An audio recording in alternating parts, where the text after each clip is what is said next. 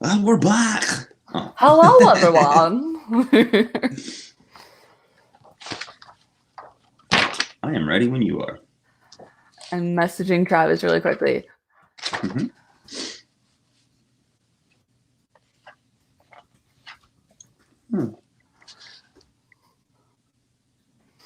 It is Star Wars Day, so I feel like Star Wars Alliance should be able to stream that day. I agree. All right. And then that would give us more time to read Alliances. Speaking of books I'm reading, I'm in the middle of Red Harvest, and I like this a lot better than Old Republic Deceived. Red Harvest, is that the other one? What's the author of that one? This is Joe Schreiber, who wrote Star Wars Death Troopers. Yes, I don't think I've read that one. Is it good? Are you liking it? I like the perspective switching a lot more, because I've found that, like, in the earlier books, they, like, switch perspectives between the Sith and the Jedi and the Sith and the Jedi. And this one, it, like, kind of stayed with one perspective, or one area, I guess, for a little bit, and now it's switched to the Jedi. So I'm like, I like it better because I'm not constantly switching back and forth and going, who is that character again? Are we sure that that's the character they were talking to? So that's my biggest problem with Alphabet Squadron. So, but anyways, we will get into it because we don't have a lot to talk about today. So let's go. And 3, 2, 1. Hello, everyone, and welcome back to another episode of a Star Wars Alliance, your home on the Geek Ultimate Alliance podcast network for any and all things Star Wars. I'm one of your hosts, Katie Rinchler, and with me, as always, Nathan, Mr. Wobbly Boots. How are you doing today, Nathan? Doing good. Going to talk about one of my favorite movies in the Star Wars universe, for all the good and the bad that goes with it. Yes, sometimes. And I don't think people realize how much of, like, the prequels are just so pure with the intent and everything and the explanation. So I'm like, I was watching it again last night. I'm like, I love this movie. Me too. I recognize its problems. And maybe for me specifically, when this came out in 99, like, this was my chance to have my Star Wars. You know what I mean? Because my introduction was, like I had said before, what was it, 95, I think the VHS box set came out, and it had like the Death Star or whatever. Each individual sleeve, one was Yoda for one was a Stormtrooper, and the other one was Darth Vader's helmet on him. And that was my first time watching it. So what I want to say it's like 94, 95, and then the special editions were coming out, and I went to the theaters and watched those. But like, this was my chance to experience Star Wars with a whole new generation of people. And like, I went in and, man, I thoroughly enjoyed it.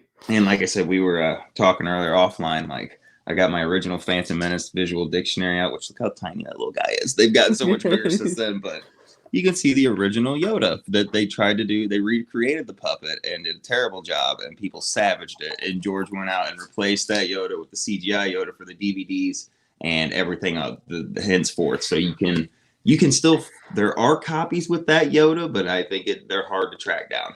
See, I'm fairly certain my DVD copy has that Yoda, because I watched it on Disney Plus last night, and it was the CGI Yoda. But then I know I've seen that Yoda, so I'm like, maybe I've got it wrong. Maybe the DVDs did come out with it, and then everything else after that, and they went back over it. But I know that's why in Attack of the Clones and Revenge of the Sith, there was never any. It was only, we're doing CGI Yoda. There was no more puppet ever. Yeah.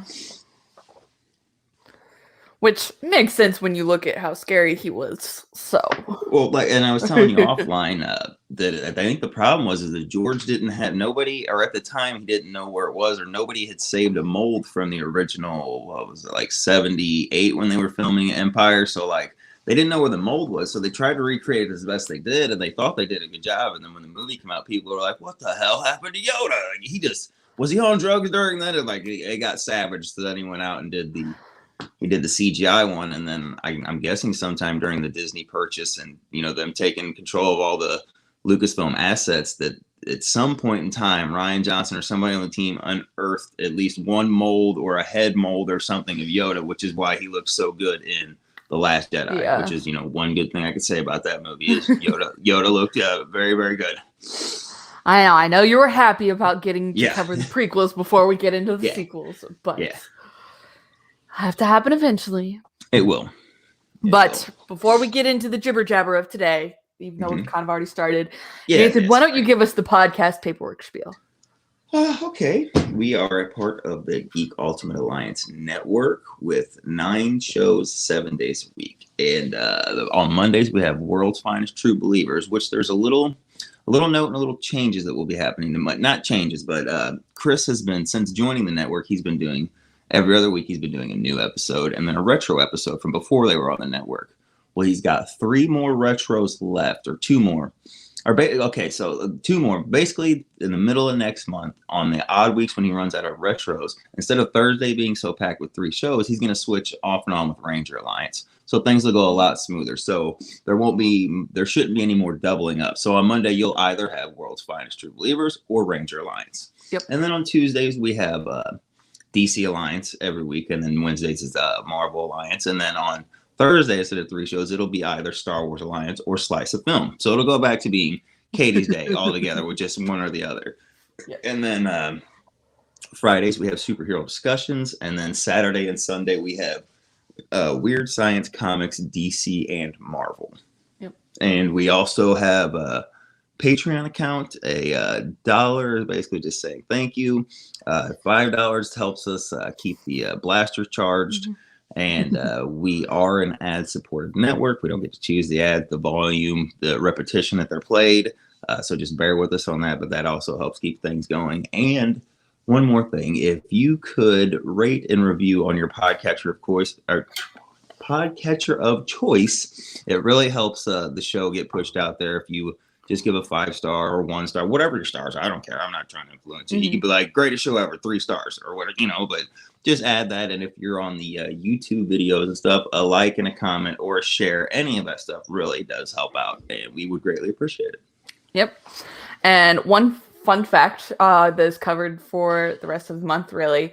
Podchaser is doing a Reviews for Good campaign. So if you review on Podchaser, you can review a show or you can review specific episodes, and they will donate 25 cents per review to Meals on Wheels. So it's a good opportunity really cool. Because I know for me, I'm always like, okay, if I see something good, I mean to review all my people's shows all the time.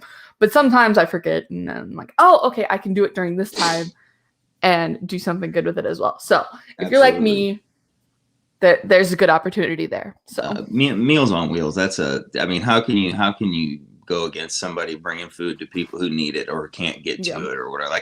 That's a great service, So I would highly encourage that because I didn't know about that until just this second, but I think I will take my time to do a couple of reviews on stuff just to help out. Yep. And like I said, there were individual episode reviews. So I know for us, we release all 9 shows on one feed. So that's a good opportunity if you oh, okay, I listen to this show, but I don't listen to this show.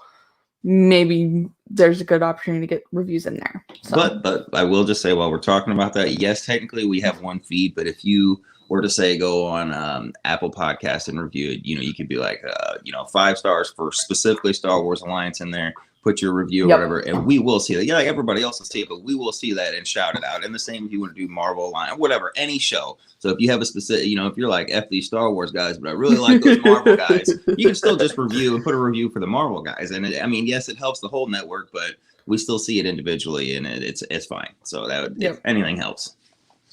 Exactly. So, with that, I was gonna kind of see if there was any reviews now. I've checked in a while. There's been people that have just been doing stars. There's been a couple stars added, but nobody's putting in any written reviews for quite a while. Yep. So, put it in. We might get to it on the show. That's what she said.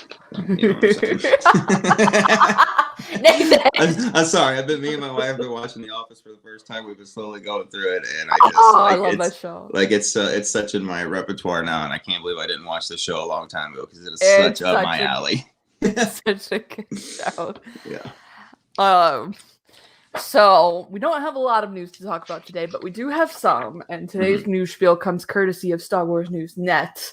So first things first, Stellan Skarsgård actually had an interview with the Daily Beast, and he talked about kind of the tone of both Rogue One and the show and kind of compared it. He said, as you know, they'll shoot me if I say anything. I can't even get a proper script. Yes. It's printed on red paper, so I can't make any copies of it. It's ridiculous. Really? But when I saw Rogue One, it had much more atmosphere and seemed a little more mature, and that was Tony Gilroy, who's the showrunner on this one. So hopefully this one will be a little more than little plastic people falling over.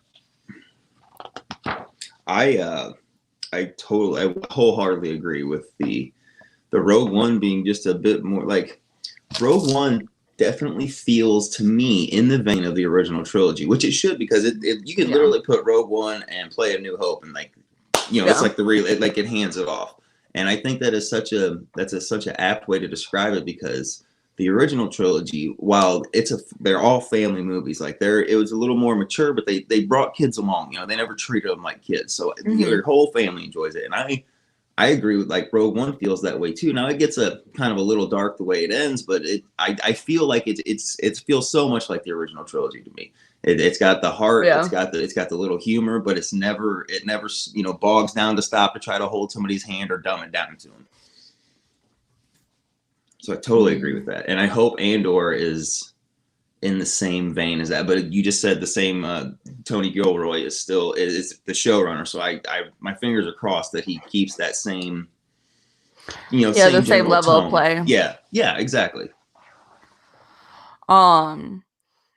So one of the interviewers asked him if he had taken the role to kind of please his kids or his grandkids.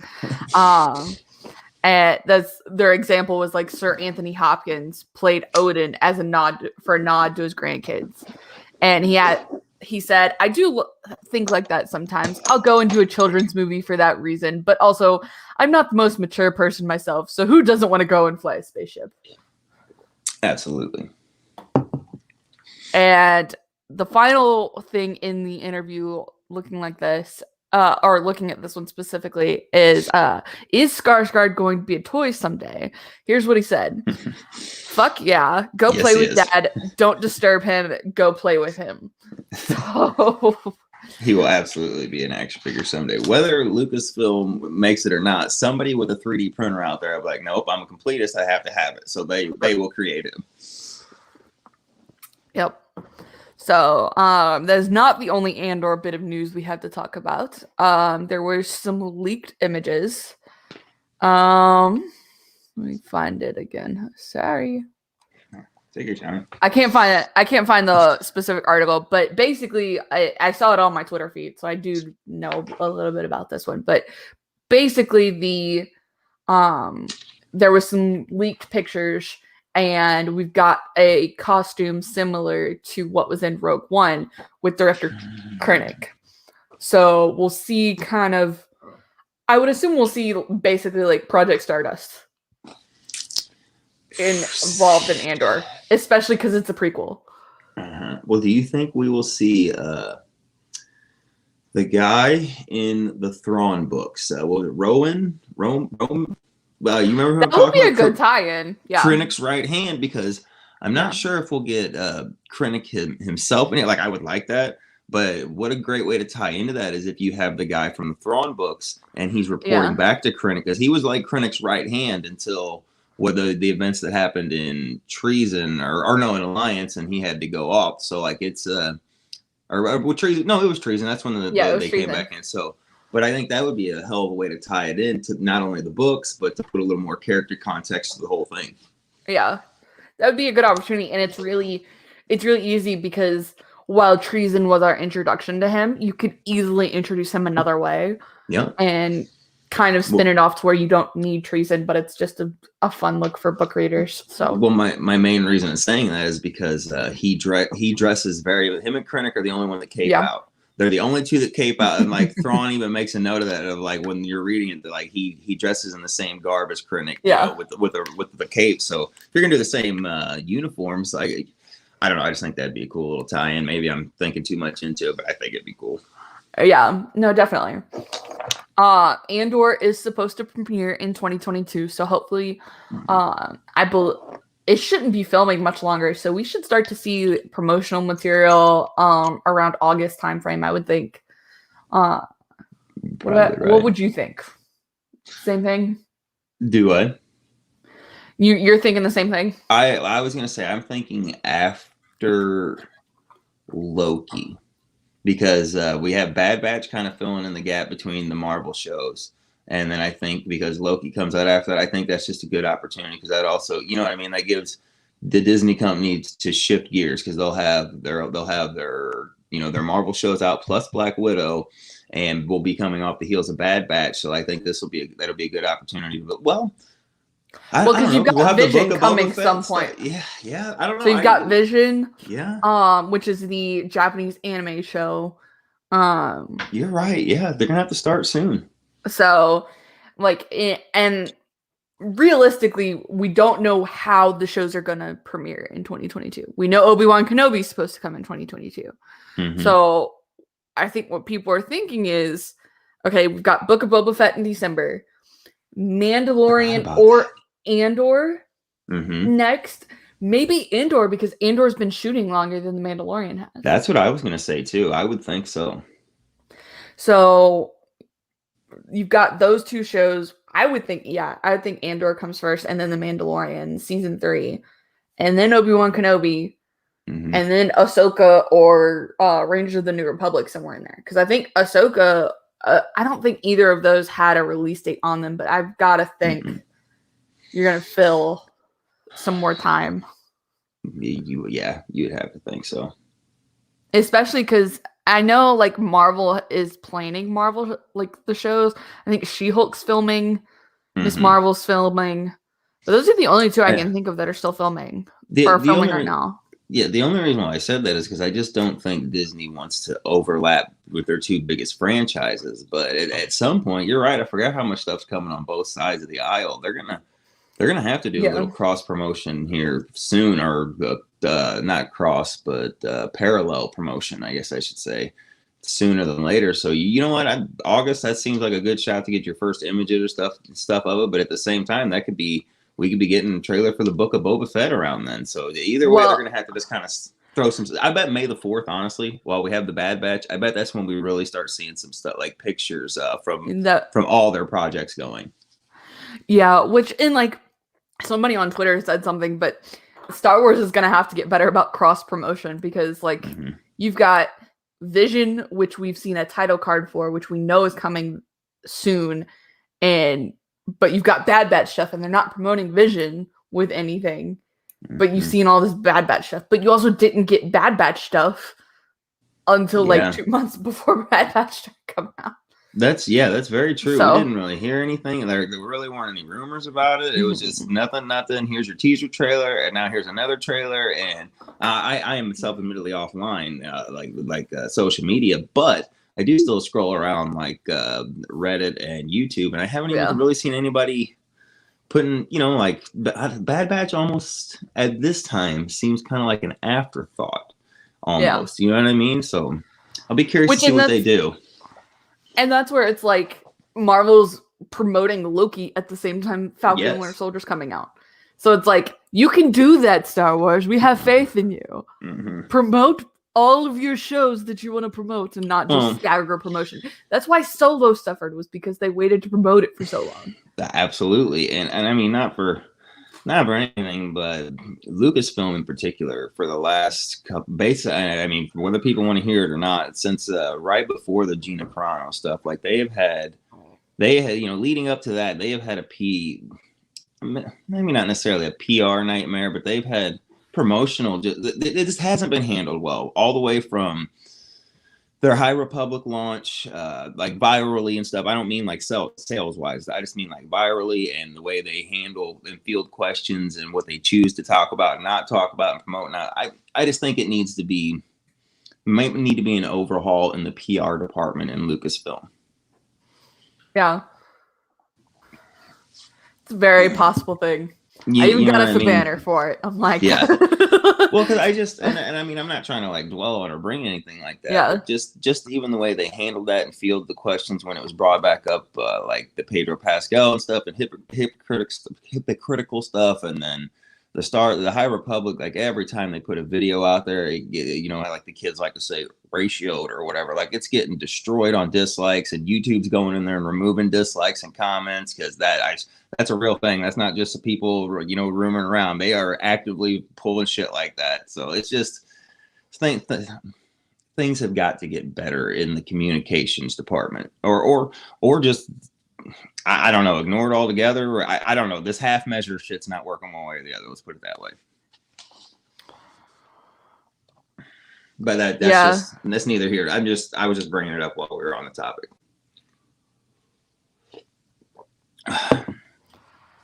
Yeah, there's a lot of like the Gina Carano quotes and everything on the High Republic video for Ty York, which has 34,000 views, 1.7K likes, and 4.6K dislikes. And then that's calmed down because I remember like the first month after it was bad. There would be like 2,000 or 2 point whatever up likes, and there'd be like 30,000, 30K down. I'm like, oh god, like it was.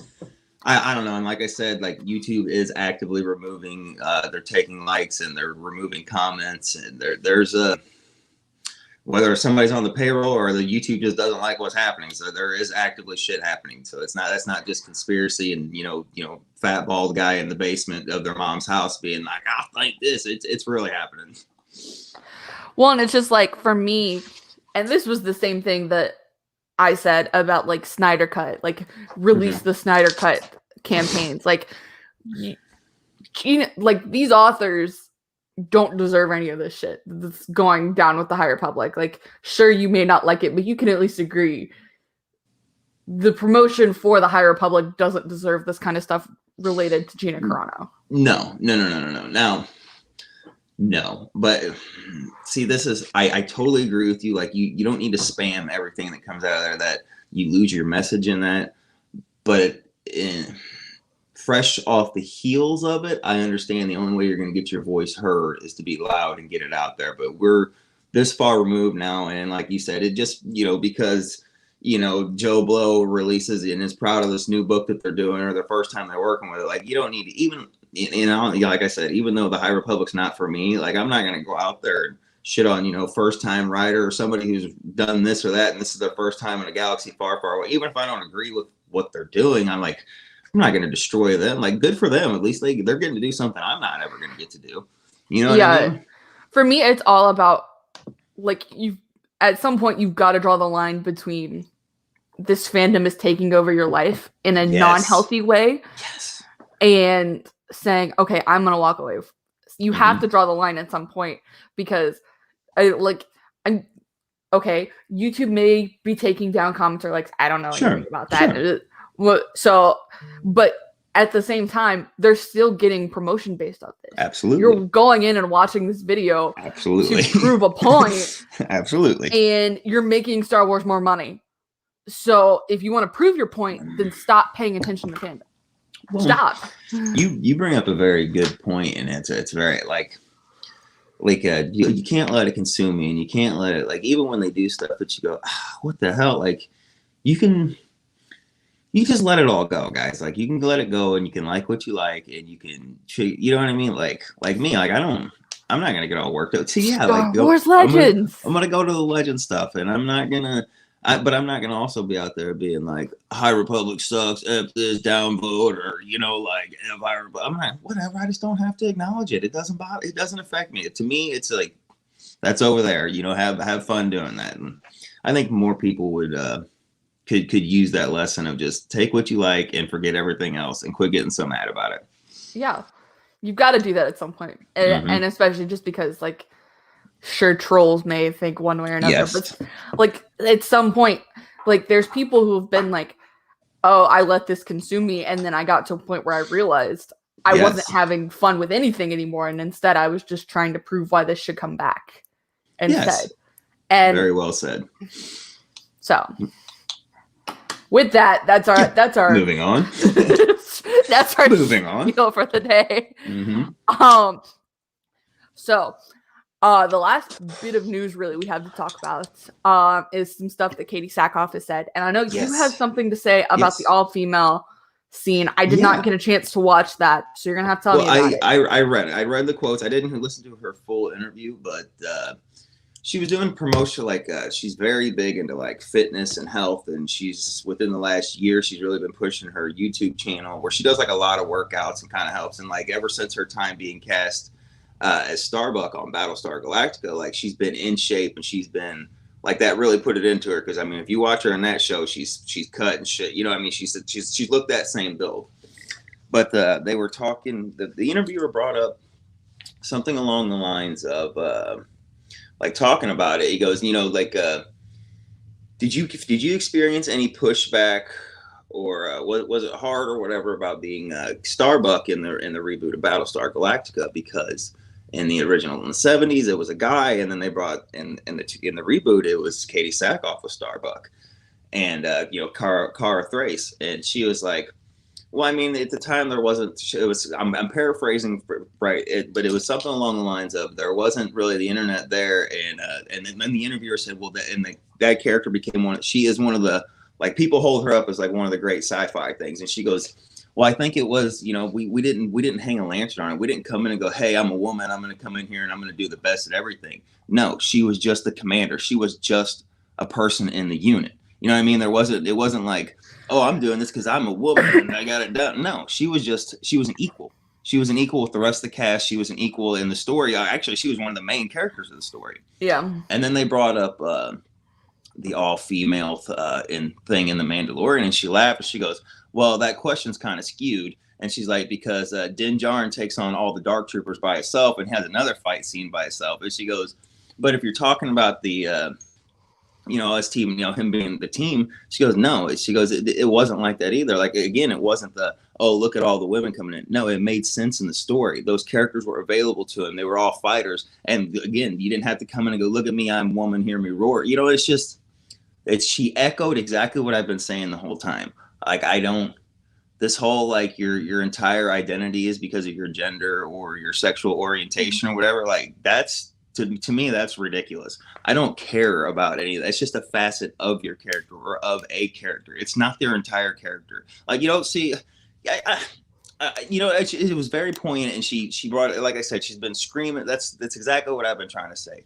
I don't have a problem with any of that stuff, but you don't have to come and go, look at me, look at me, look at me, look at me. I'm this, and I hold my whole identity on this. Like, what are you doing? That shouldn't be who your sexual orientation, the color of your skin, any of that's your gender. That should not be your entire identity. That should be a facet of who you are. You know what I mean? And I think she, like I said, she knocked it out. I would highly encourage anybody to listen to the interview or read it, because that's what I've been saying. You know what I mean? Like, and that's why it worked. That's why you didn't hear any backlash of the like the end game where she's not alone. When, you know, you have your most powerful character who can beat up Hulk and Thor has coming down there with the gauntlet, but she needs the rest of only the girls to come. Like, what are you doing? That's such pandering garbage nonsense. And like I said, in this, that's not what it was. It made sense in the story. These are the people he had available to him, all badasses, and you didn't have to come in and go, yeah, we're the chick squad, and we'll do it. You know what I mean? Yeah. I just thought that was bad. I would encourage everybody to read it, even just those clip notes or highlights, because that's she knocked it out of the park. And I'm paraphrasing when I say it because I don't have the quotes in front of me, but it's just very poignant, and like, yes, that's what I've been saying. You know what I mean? Mm-hmm. Yep. So the other bit of Katie Sackhoff, as I'm going to remove this ticker because it no longer applies right now. So Star Wars Explained hosted a stream run by AMFAR to promote National Youth HIV/AIDS Awareness Day and raise funds for the foundation. Katie Sackhoff actually joined the stream. for roughly 2 hours. And so during the chat and the stream, she revealed that the cast of The Mandalorian was told Plo Koon was the Jedi, showing up at the end of the season finale, not Luke Skywalker, proving how badly Favreau wanted to keep Skywalker's return a secret. What do you think about that? That's awesome. And you know what? It makes so much sense. Of course, you got Dave Filoni there. Of course, he's going to tell everybody it's Plo Koon coming in because he loves that character. Loves it. Am I wrong? Did he voice the character in Clone Wars? Was that him doing the voice in Clone Wars or what? Because I know, like I said, he loves that character. He created Commander Wolf and the Wolf Pack to go with Plo Koon because he liked that character so much. He created that whole thing. You know what I mean? James Arnold Taylor voiced him. Well, okay. So, but I'm not wrong on the other part though. But I know. Like I said, he loves that character, and that's why Wolf and the Wolf Pack go with him because Dave Filoni's like he's the guy that's got the airbrush Wolf on his T-shirt and stuff. Like he's that guy. He just loves him. Well, so what I'm curious about, and I just read this in the Star Wars Newsnet article. Plo Koon dies at the end of Revenge of the Sith. Does he not? He dies, yes. So, and it's shown on screen. Mm-hmm. It's shown on screen. Well, he gets shot down by Wolf. He gets shot down. His starfighter explodes. Unless he jumped out at the last second and parachuted down or something, he's dead. Okay, yeah. Yeah, that's what I thought. So I was like, yeah, okay. Around the time of the Battle of Urbana, Plo Koon had been dispatched to Cato Nemoidia. Shortly after the Battle of Coruscant, Plo Koon helped secure a Republic victory at Cato Nemoidia. Following the battle, he was flying on a patrol flight, but was caught unaware when Darth Sidious initiated Order 66, which caused all the clone troopers to turn on the Jedi. Mm-hmm. Plo Koon was shot down in his Delta 7 Ether Spike class light interceptor by clone pilot Jag, perishing as his fighter exploded and crashed. Oh, Jag. All right, sorry. It was one of the Wolf Pack down there, but I'm just saying, yeah, he in the movie, that's the last thing we see is, like you said, they're flying in formation, and Order 66 comes up, and and his guy he says, falls back behind him and just unloads. Instead of flying little parallel, on the side of him he would, he just drops right behind him and lights him up. Yeah, that's what I thought. So I'm like, how would that have worked necessarily? I guess you can explain away that and I want to say there's even an explosion. I'd even be like, maybe Plo Koon got away if we didn't see the explosion, because we've seen starfighters get shot down, and sometimes Jedi can survive. Hell, sometimes even regular clone troopers can survive, even come falling out of the lower orbit. So but I'm pretty sure that it explodes. We see the boom, and then it cuts. Yeah. Yeah, so I think that would have been interesting, and it makes sense with Plo Koon's repertoire as far as finding young Jedi. He found Ahsoka, so it makes sense with his character. Little Ahsoka. Yep. But she also said that she has seen. I believe she said, I know. Okay, so Sam Witwer, has seen the beginning of Bad Batch. We did get a new Bad Batch poster, by the way. I don't know. Have you seen it? Yes, I think so. With the Emperor Palpatine up top. Yes, I did see that one. Well, come on, Maul's going to be in this thing. He's alive during this time. Sam Witwer and his Shakespearean Maul, people love it. We're going to see him putting the Shadow Collective together, or no, what's it called in? What's it called in Solo? I don't. And it's on the tip of my tongue. Damn it! I know now. I can't think of it. The Black. No, not Black. Crimson Dawn. Crimson Dawn. So we're gonna see. I think we're gonna see him putting together Crimson Dawn, in the remnants and the aftermath. Because he even says it. I think to Ahsoka that he knows it's coming and shit's gonna be turmoil. What better time to put your stuff together when the galaxy's in a state of transition and chaos. Yeah. So, Sackhoff was asked about if she's in the series, to which she said how excited she was for the project. Did not say yes or no. And I think Witwer joined the Explained show, the Star Wars Explained stream, which is how he's in this too. Whitwer immediately chimed in to say that he's seen the very beginning of the show and that it is in fact awesome. When asked whether or not he's in the series too, he denied it, saying straight up he is not. I think I'm gonna call him lying liar face. Wait. While we're on the top scene, what we're in the mall, didn't we? I believe we have like one of our first couple episodes of Star Wars Alliance where we talked about the rumor that Maul was going to be the connective tissue between these streaming series, and he was going to kind of get it like. And Crimson Dawn was going to go from the Clone Wars season 7 to, well, we didn't know Bad Batch, but like even through, you know what I mean? Like through a lot of these in that, like Andor and stuff, not, you know, in that time frame between Clone Wars and between A New Hope. I think I remember what you were talking about. Yeah. Yeah. I think it's really, there's a lot of potential there. And I know like Ray Park was initially like drummed up, like there was rumors he was getting a contract to appear in multiple spots. So it's perfectly possible. Mm-hmm.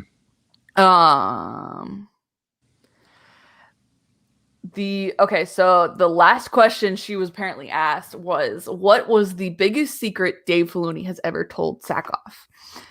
Sackhoff refused to answer the question, which may or may not lead to a lot of speculation. So I really think we'll see Katie Sackhoff return again as Bo-Katan. I would say almost in animation, especially since we've already got Rex coming back, which granted, that's not that big a stretch considering the whole cast is pretty much voiced by one guy. Man, you know, like not to like everybody's going to have somebody, but like I could see maybe like as we go through Book of Boba Fett and more Mandalorian, that maybe Bo-Katan and Din Djarin develop a little like it starts as respect, you know what I'm saying? And then as they go to get the throne of Mandalore back, because we know Din doesn't want the throne. Like he will willingly give the saber to Bo-Katan, but she can't take it like that. You know what I mean? But well, you know what? I still think she's gonna end up being the ruler of Mandalore. I think they will get it back at some point in time. But like, what if they're kind of like, you know, like Queen Elizabeth and, you know, Prince Charles? Only if it's going to be, you know, Queen Beau and Prince Din or something. And that's just, you know, he'll have to walk 5 paces behind her at all times. Yeah, that's what I meant. He'll have to walk 5 paces behind her at all times. And, you know, just like the Queen and shit with all her stuff over there. May Prince Philip rest in peace. Yeah, R.I.P. My God, yeah, R.I.P.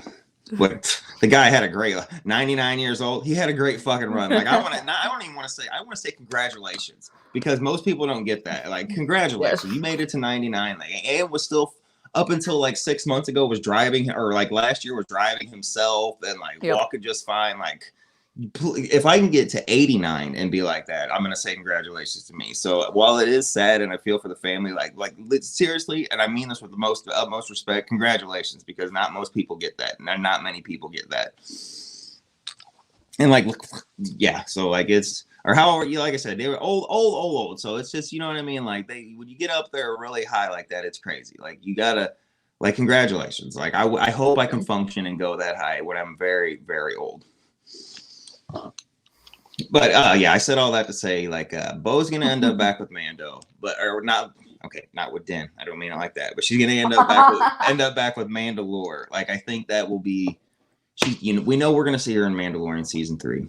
Like, she's gonna be there. In Legends, the ruler of Mandalore took on the name Mandalore. Yes. And there was the helmet of Mandalore. Yep. Well, like the Darksaber kind of takes that. Kind of fills that in the canon, you know what I mean? Because like whoever possesses the Darksaber is, you know, the ruler of Mandalore. Well, suppose, yeah, whatever. You guys know the history. You've been watching. All right, y'all. I think that does us on the news front. So we're gonna take an ad break and come back to talk about the Phantom Menace, the good, the bad, the ugly. Does it deserve the critique? We'll talk about that next. Be right back.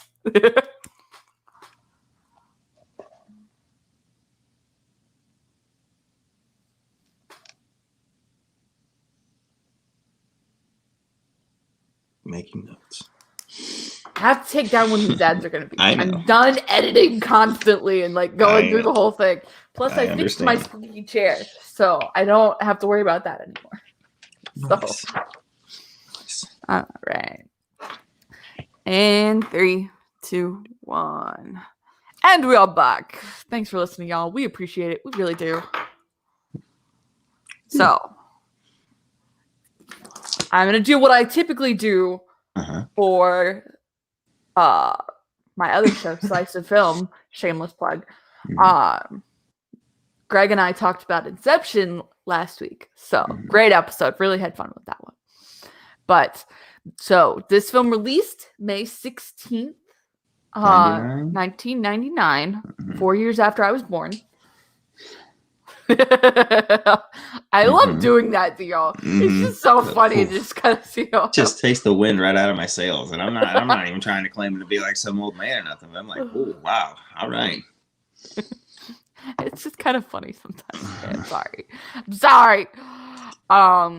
like budget... Snail being like, I watched Endgame and it was like the Fountain of Youth. What, motherfucker? Aren't you like 27? Stop it, Fountain of Youth. Get out of here. The budget for The Phantom Menace was $115 million. It has made $1.027 billion at the box office. And was directed by George Lucas. So. Yes, and written. Directed and written. And you can tell the writing part, but the directing, like, on point. Like I said, we talked about earlier, like I love this movie, and I still love this movie. Everything about it, the good, the bad, the Gungans, all of it. Like I'll take it all. You know, like it's just at the time it was my Star Wars. Like it was a new Star Wars that I got to experience with everybody. Because let me tell you, the hype was real. Like I said, we had the VHS releases, and I want to say 94, 95. The first special edition came out in 97. The hype was real for that too. The special editions coming out, like, oh, there's going to be 48 seconds of new footage, and all the nerd spooge was everywhere on the streets because people were like, 48 seconds I've never seen, and like, you know what I mean? And so like the hype was real for that, and I went and I watched all the special editions in theater when they did the re-releases. But then when this came out, like this was, I remember people going to the movies just to watch the trailer in another movie. They would go to get a ticket to a movie they didn't want to see, watch the Star Wars trailer, and leave because that's how much the hype was real. And when this came out, like they were doing some great trailers. You had some great actors in this, and it was just like I'm ready to go. Like we dive in anywhere you want to go. So let's start out with I want to grab something real fast. Go for it. Sure. I want to start out with, I love, like, one of my favorite ships in all Star Wars. It's got to be in my top 10. Is the Republic Cruiser. I have no idea why, but the ship that Obi and Qui-Gon come in the very beginning, that Republic Cruiser, and I'm holding up for anybody watching the video. They're just a little simple design. I have no idea why, but I love those ships and the sound and stuff. So when it comes in and it goes in, you're just like, yes, here we go. We're immediately dropped into the act. Okay, first I guess we should talk about the crawl and how like maybe it wasn't a great idea to start off with like the taxation of trade routes and flippity florp and Republic councils. But I get what he was doing, especially watching the whole thing. But like I said, I love that Republic Cruiser that comes over, and we were just immediately introduced to Qui-Gon and Obi-Wan, and just we're off to the races, which is a George staple. Drops you in the middle of the action. What I grabbed was Queen's Peril, which is the book written by E.K. Johnson, who, and it covers basically Padme and the Handmaidens through her beginning reign, because when the Phantom Menace happens, it's like a month after she's started ruling, 2 months, somewhere in that range. Okay. And so it covers this, but it also covers during the Phantom Menace. So there's a lot of perspective, or there's one scene in particular where, like, I never got Maul. Yes. Your handmaids. All your handmaids. I never got Maul. I, like, he always seemed like, he just seemed like a dunce. Like, he was good at battling, but he was just a weapon and was not anything more than that. That is exactly what I took him for as a kid. Is the Emperor slash Darth Sidious or whatever. He was the mind, but he was old and kind of like even it wasn't like. Yeah, okay, until you watch the Clone Wars and you watch Sidious go all Breaking Bad and in Revenge of the Sith when he's like doing tornado spins and shit, you're like, whoa. Yeah. But like before we had all that context, I was like, yeah, it makes sense that his apprentice, because in the original trilogy, we saw the Emperor sit on his ass, and what did we see? We saw the muscle, Darth Vader, come in and start wrecking people. To me, I was like, yep, makes perfect sense. Darth Maul comes in, he's the muscle, only this one's a lot faster, more agile muscle. But that was before I had the more context of Clone Wars and learning, and, in books and all that other stuff. And now Maul's way more fleshed out to me than he was. But like so like yes, Clone Wars and Solo kind of like made him look better.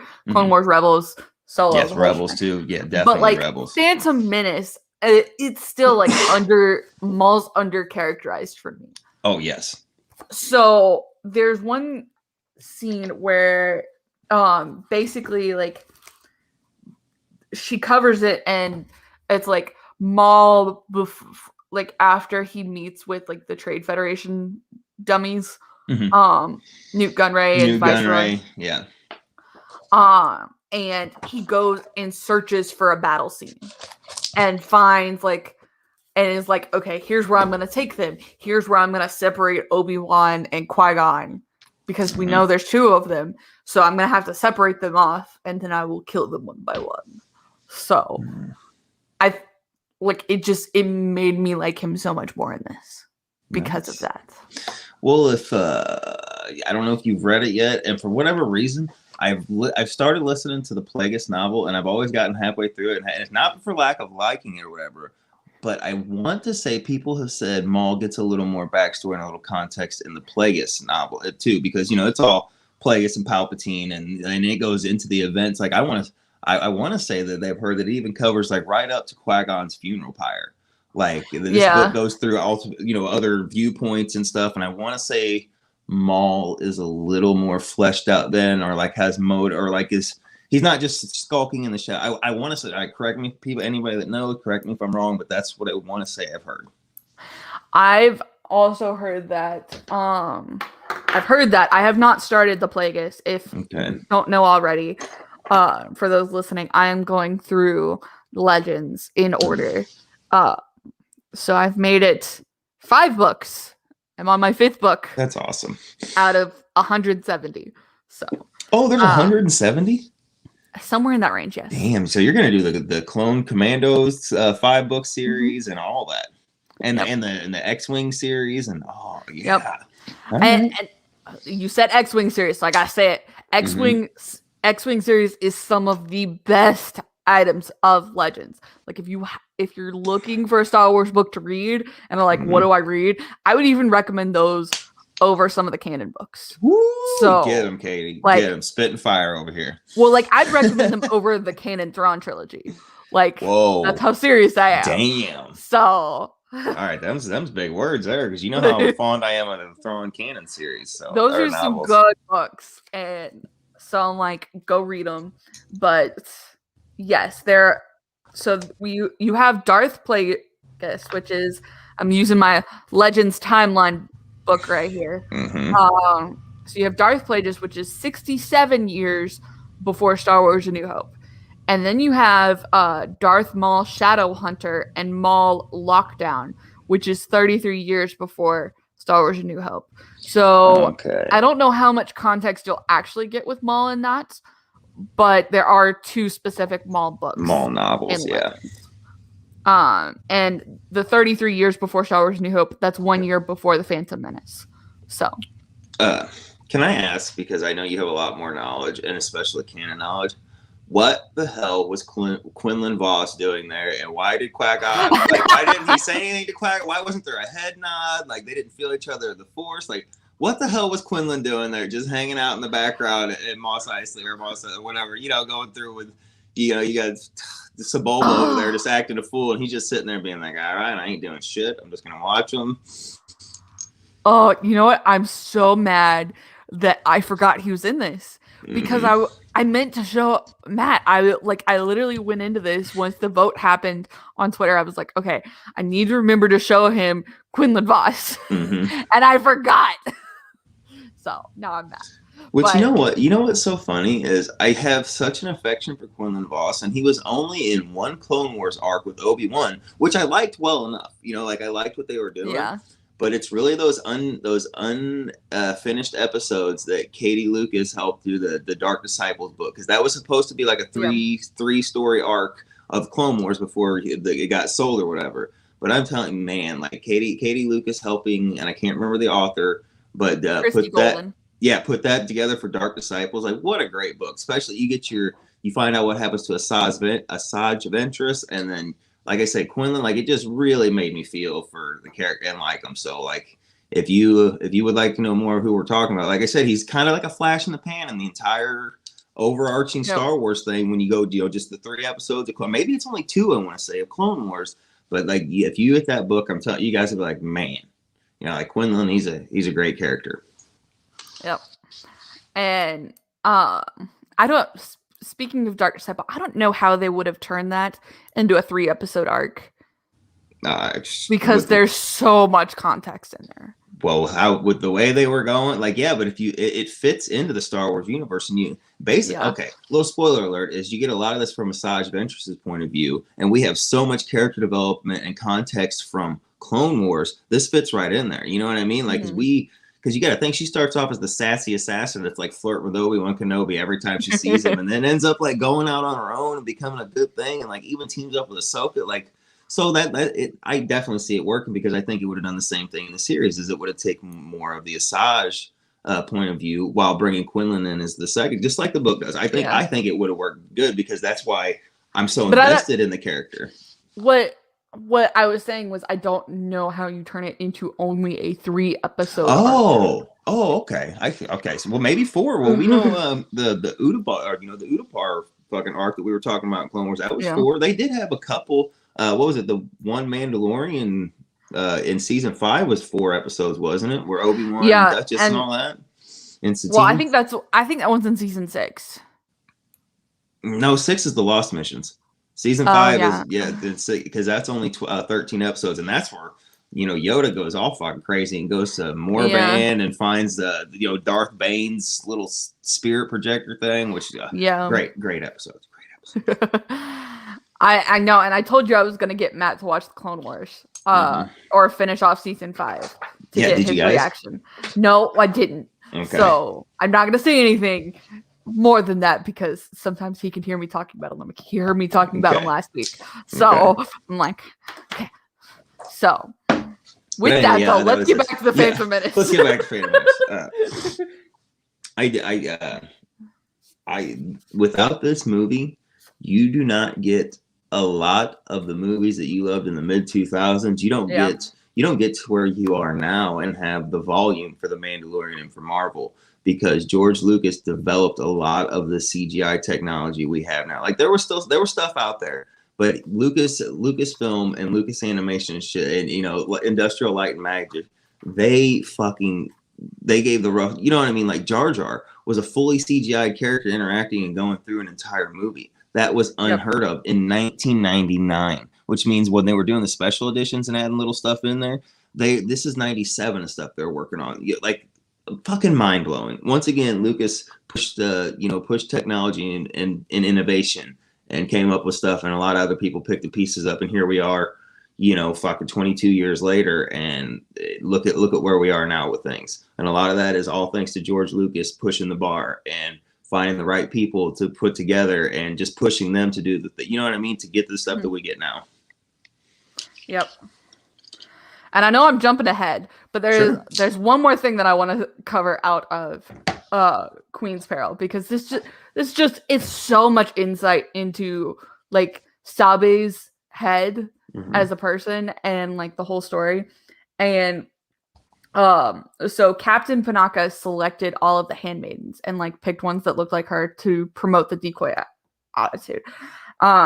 He'd selected Sabe because she was used to being second best. She was used to people looking right through her while she played her part. She was used to being out of the spotlight and out of everyone's mind. Sabe had tried to convince the Gungans to join their fight, and Sabe had failed. Sabe was determined that it would be the last time. And so you get to that throne room scene where Newt Gunray has Padme, And Mm-hmm. he's like, now you will sign my treaty. And so Sabe is looking at them, and she's still in the queen's disguise and Yes. everything. Yes. And she's like, yep. And so she's looking, and she's like, there were too many droids. Newt Gunray had Padme, and he thought she was Amidala. They were outgunned and overwhelmed, but had reached their primary objective. They were in the throne room. All Padme needed was a moment, a distraction, a decoy. Sabe moved before she finished thinking it through. She left the relative safety of the guards who surrounded her and ran towards the throne room. Viceroy, your occupation here is ended. And then she ran. Mm-hmm. And that is just like, there's just so much. And that's where Padme takes that opportunity, pulls the 2 blasters out of the throne, and throws one to Panaka, and they blast their way out, and the rest of the guards they take the battle droids down. I remember seeing this when I was a kid and stuff, and thinking like, battle droids, what a fucking great way to really outnumber the Jedi and stuff. And this movie, this is what I loved Obi-Wan, I loved Luke, I loved all that, but like watching Qui-Gon and Obi-Wan just, lightsabers galore, just going to town and seeing the Jedi Council and Yoda and Mace Windu and all of them. Like, man, this movie, it just really spoke to me, and going through, and the Gungan, okay, like I know Aquaman, everybody was like, whoa, an underwater city, whoa. Well, the city of Gunga was the first time I was like, whoa. When they're swimming down there, and they're going, I'm like, look at this. And they go through the center of the world, the core of the earth and stuff. And I know a lot of people give George shit about the CGI, but did you know Phantom Menace has more practical sets than any other of the ones that George Lucas worked on? Has more models and practical sets than all the other movies. I was gonna ask you about that, but no, I didn't know that. What's funny about them swimming down into the Gungan city, Matt goes, I don't know how that works, and sees them walk through kind of just the outer tissue. He's like, well, that's cool, but I still think I'd prefer having a door that I know is keeping the water out. He's cool with hyperspace going through and blast shields and lightsabers and stuff, but he has a hard time thinking that the Gungans can keep water out with their just walk through portal. All right, it's just interesting where he draws the line. He has a problem with some of the space explosions and stuff. So I think he's just learning to live with it. Well, okay, if he wants to, if we're going to start picking nits, how about when a starship gets broken up or you gets shot out and all of a sudden it starts sinking or listing? That's not what would happen. It would just stop. It would. That's it. It would do this, and until the motion of it stopped, because I don't know. So if we're gonna start, there would be no fires and smoke out in space. So if we're gonna start picking shit apart, we're really gonna start just destroying the whole franchise. All right. So Gungan City. What did you think of Boss Nass? And what happens to him in Clone Wars? Boss Nass? I don't. He doesn't. We don't see him get killed in Clone Wars. I just think he's sometime in the 10-year jump he's killed or is gone or whatever, because we got to think we get Anakin here, as Jake, what's his name, and he could have taken a few more takes on things. But it's all right. He did good for what he did, and man, that dude's had a rough life after this movie. And I'm not saying it contributed to this, but Ahmed Best? Sorry, no. Jake, was it Jake Lloyd? Isn't Jake Lloyd, played Anakin. That's what I mean. Like a lot of people gave him a lot of shit. Him and Ahmed got the worst end of the stick out of this particular movie. But. Like I said, I mean, Anakin, Jake, he could have taken a few more takes on things or whatever. But like I said, I love this movie. I love Qui-Gon being the father figure here. You know what I mean? He's the father that Anakin's supposed to have. And because Sidious and Maul come in, he's stuck with the guy that should have been his brother, Obi-Wan Kenobi, as being his father. You know what I mean? I don't know. There's just a lot of great things, and watching or listening to Dave Filoni talk about the making of Mandalorian season 1 and talking about the Phantom Menace and where it goes, and whoa, man, so just fucking bravo, he gets it. Yeah. But I mean, I just, like I said, I love this one. I like how if you are watching this movie, and let's just say you've never seen anything, you don't know any of it, and you watch episode 1 first. Unless you're very astute or have a great ear, you don't know that Palpatine is Darth Sidious. George films it in the way of like, you do not know until the very end when he gives the little, like the little smirk when they're talking like, at the funeral pyre. So like, if yeah, you don't know, like it's what I mean, somebody coming in brand new, they go, oh, I'm gonna watch the first episode in the series, episode 1. Most people don't start with episode 4 and then go backwards. So like, you really don't know until the very end, and yeah. you're like, oh shit. And it's cool because realistically, like, you get through the whole, like, if somebody's looking at it from that perspective and going, okay, this is my first time with Star Wars, and you go episode 1, episode 2, episode 3, you really don't get that reveal until episode 3. Like, if you're not really paying, so until you're paying, unless you're paying really close attention, like you can go through the whole thing and be like, holy shit, like I didn't know. Yeah, so it's really cool. It's almost like this is Star Wars' first mystery. Duel of the Fates, though, man. Okay, well, sorry, I want to jump to the end. I've been holding it off because I love this. So go ahead. What you're gonna say? What did you think about kind of the introductions for R2D2 and C3PO? Because obviously, like, we know who they are, being like the episode 4 person, but like knowing where they come from, I guess. How would you take that? I found it interesting that R2 was just putting around Boo on, technically the Queen's Imperial, or not Imperial, but the Queen's freighter. But I don't mind, like, R2's, like, he's right out of the gate, he's something special because he's the only little R2 unit that can get it done.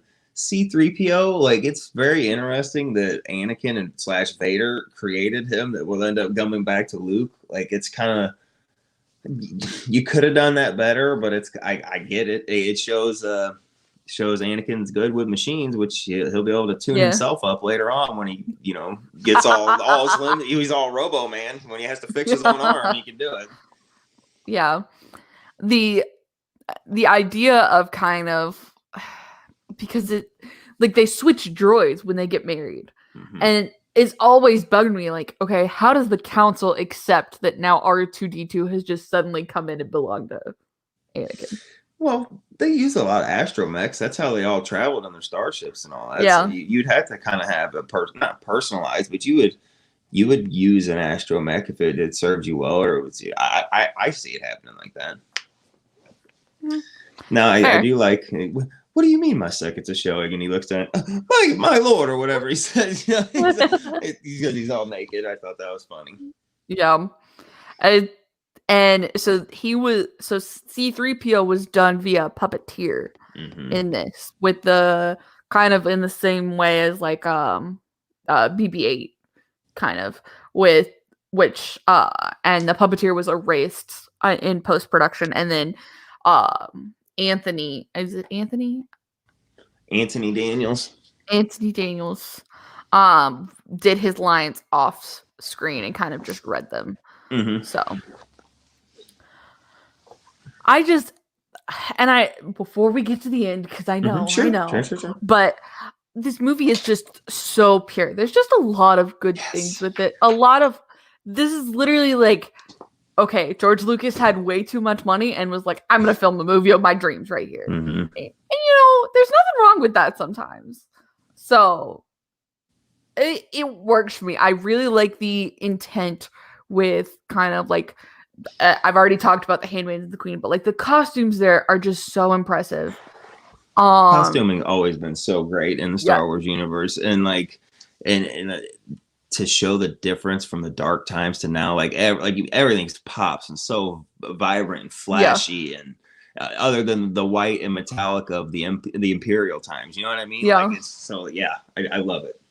Yeah, costuming's great, but like especially with like the input based on there, and kind of just like the back and forth, like Padme obviously feels like so bad for calling the vote of no confidence in 4, and you can like see it put off in her face, but like, and I think people give Natalie and Keira Knightley like a kind of a bad rap for like how the Queen's portrayed, but that's really like a royalty portrayal right there.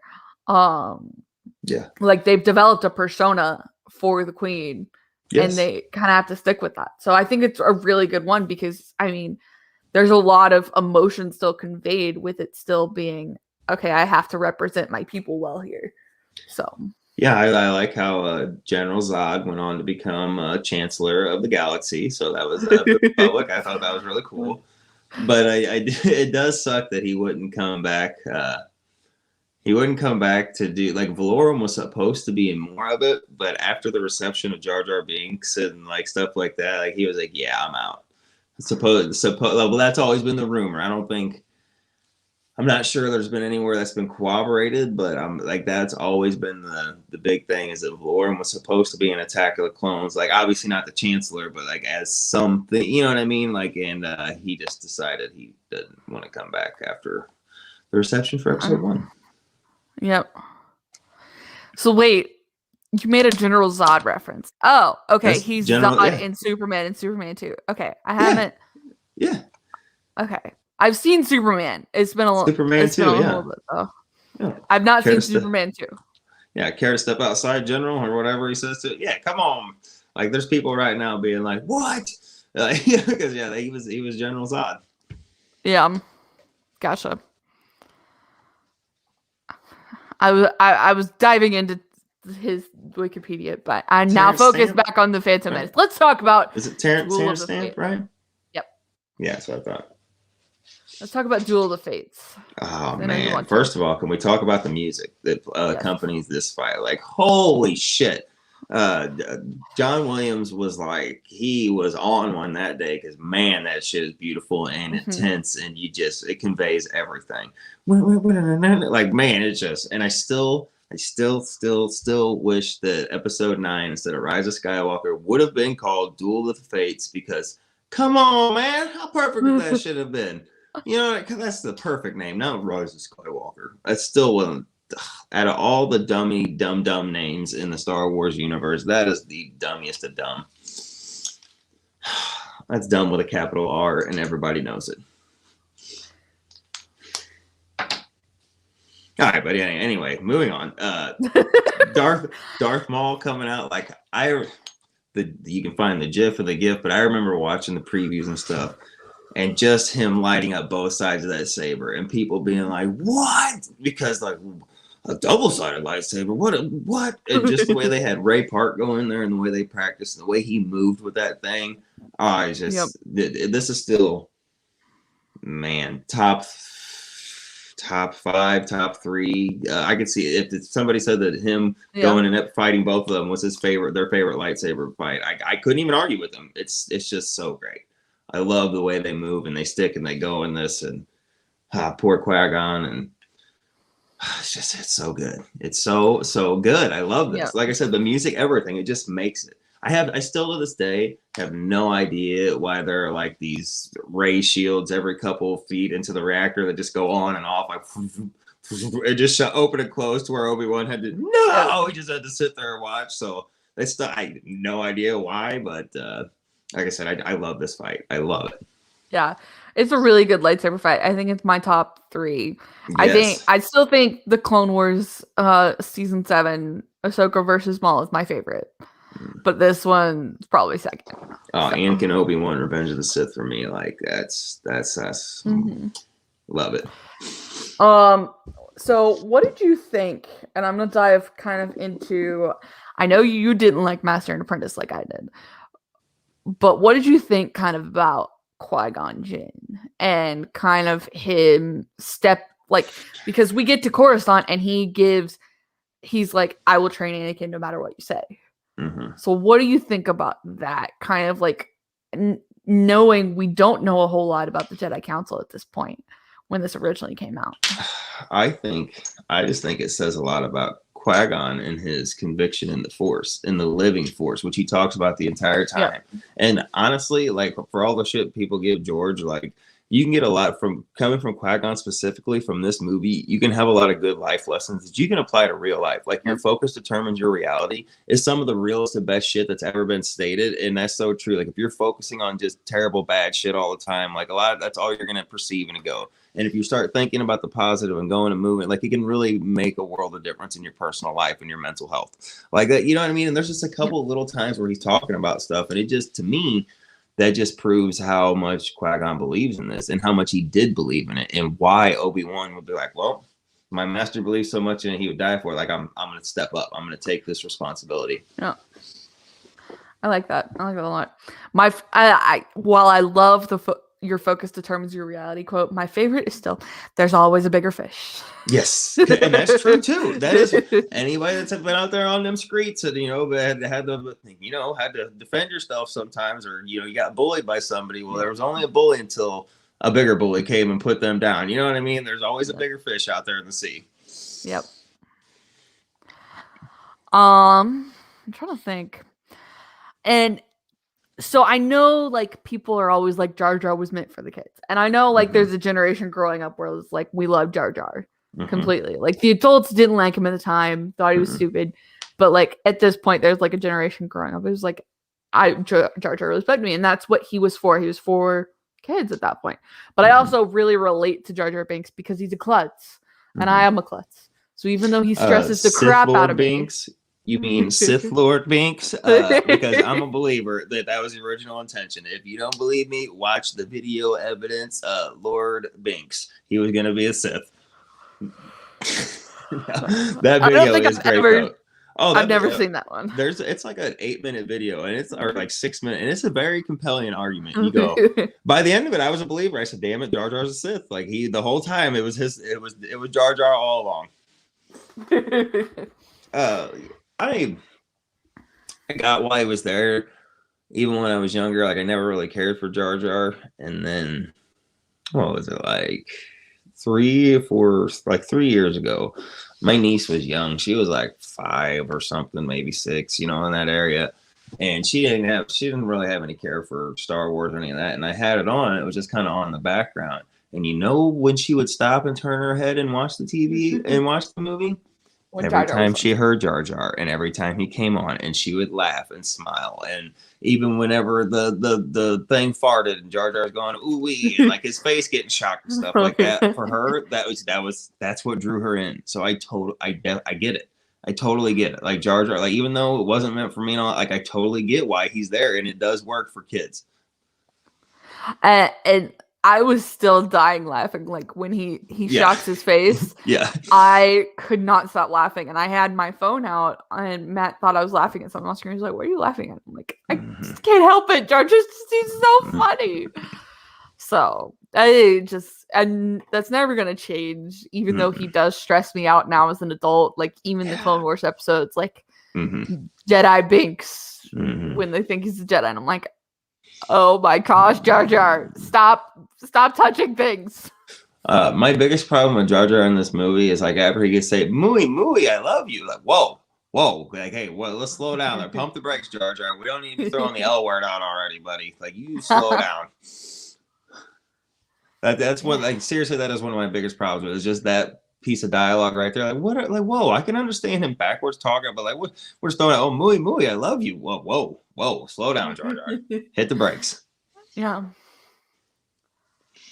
But I love this movie, and we could go talking about it forever. Like we can go over you can play the movie right now on the screen. We can watch it go over it, or you can give some final or wrap it up, or whatever you want to do. Because like we can talk about the technology for like the shield generator stuff. I really thought like the Gungan technology versus Naboo, because Naboo is so just okay. If I got to live on any planet in the Star Wars galaxy, it's Naboo, and I'm living right there in that city because it's fucking gorgeous, and like with those lakes and all that, like that's where I'm going.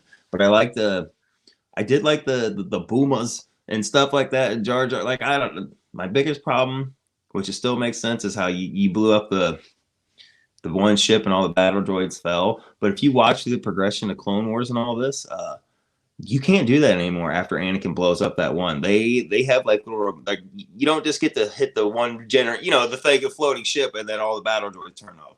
They figure out after that. So if you kind of watch his character progression, but yeah, I don't know. Like I said, I love this movie. I love how if you pay attention to the nuances and stuff going through, there's so much to pick up on, and yeah, there's a lot to hate on, and maybe a couple spots could use a little touch up in 2021 of the CGI, but I don't care. I still love it.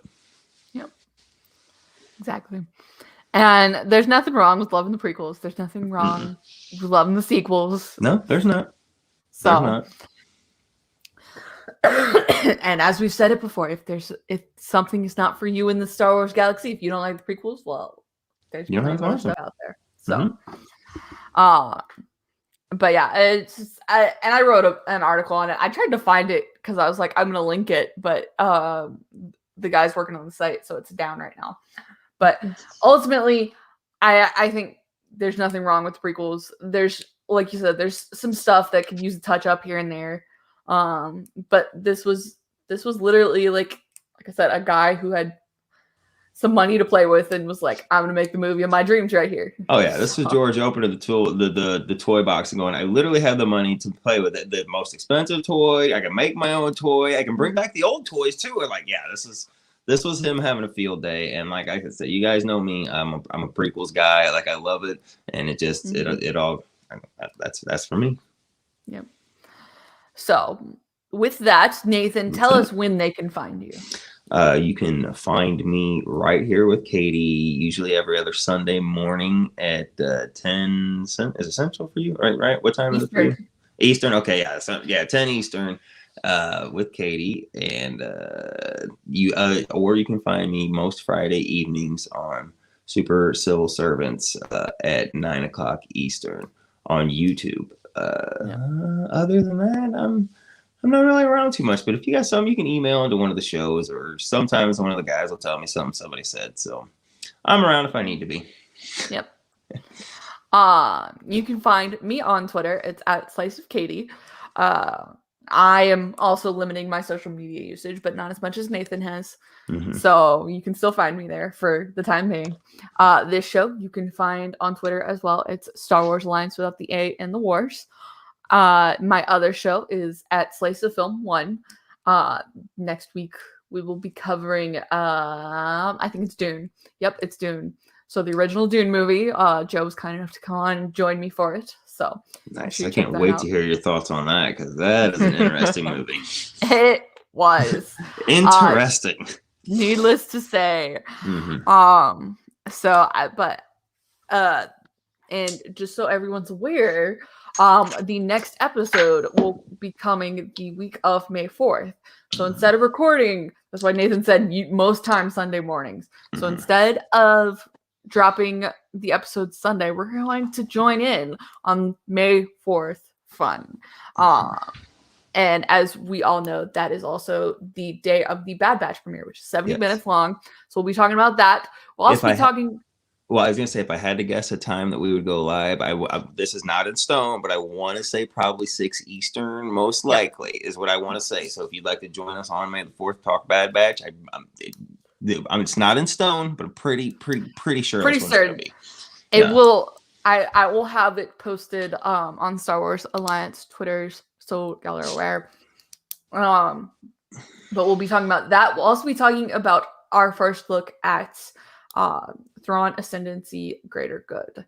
So that will kind of be the topics, but I'm pretty certain since we've got Bad Batch that day, we'll probably be talking a lot about that, and then a little bit about Greater Good, and then we'll have a big episode on Greater Good. So that is the plan for May. So I hope you all join us then. But for now, that concludes today's episode of Star Wars Alliance. So I want to wish everyone a great day or night, whatever time of day you're listening or watching. And we'll see y'all next time. May the Force be with you. Always.